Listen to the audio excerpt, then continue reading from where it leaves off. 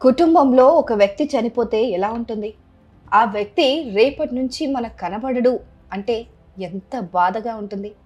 కానీ చేవెళ్ల బస్సు ప్రమాదంలో ముగ్గురు మహాలక్ష్ములు, అది కూడా తోబుట్టిన అక్కా చెల్లెళ్ళు ఒకేసారి చనిపోతే ఆ ఇంట్లో శోకం తాండవిస్తుంది కదా.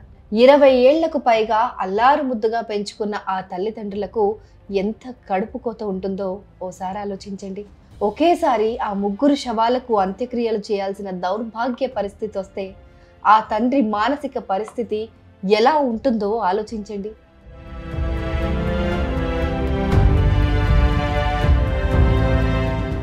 చేవెళ్ల బస్సు ప్రమాదంలో మరణించిన తనుష, సాయిప్రియ, నందిని వాళ్ళ తల్లిదండ్రులకు పుట్టెడి శోకాన్ని మిగిల్చి వెళ్ళిపోయారు. నిన్ను సమాజంలో తలెత్తుకునేలా చేస్తాం నాన్న అని చెప్పి నా బంగారు తల్లులు తిరిగిరాని లోకాలకు వెళ్ళిపోయారు అంటూ ఆ తండ్రి కన్నీరు మున్నీరుగా విలపిస్తున్నాడు. మంచి ఉద్యోగం వచ్చాక నిన్ను అమ్మని హైదరాబాద్ తీసుకుపోయి బాగా చూసుకుంటామని చెప్పి పాపం ఆ ముగ్గురు ఒకే బస్ ఎక్కి వెళ్ళారు.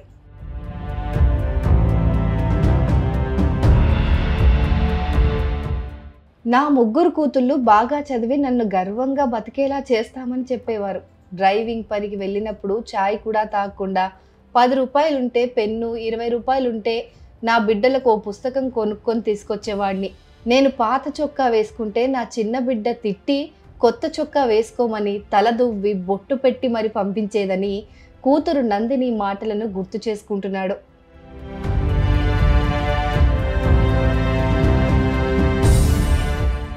మంచి సంబంధం చూసి ఘనంగా పెళ్లి చేద్దామనుకున్నాను. కానీ ముగ్గురిని ఒకే పాడ మీద ఎక్కించి జిల్లేడు చెట్టుతో పెళ్లి చేస్తానని కల్లో కూడా ఊహించలేదంటూ గుండె లవిసేలా ఆ తండ్రి రోధిస్తున్నాడు.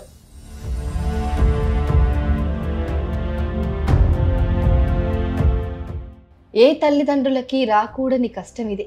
కడుపున పుట్టిన ముగ్గురు కూతుళ్ళు ఒకే రోజు మృతదేహాలై ఒకేసారి శ్మశానానికి తరలి వెళ్తుంటే ఏ తల్లిదండ్రులు చూసి తట్టుకోగలరు? ఎవరు చేసిన పాపం ఇది? ఆ తల్లిదండ్రుల కడుపు కోత తీర్చేదెవరు? ఇంకా ఇలా ఎంతమంది తల్లిదండ్రులు గుండె కోతకు గురి కావాలి? ఒక్కసారి ఆలోచించండి.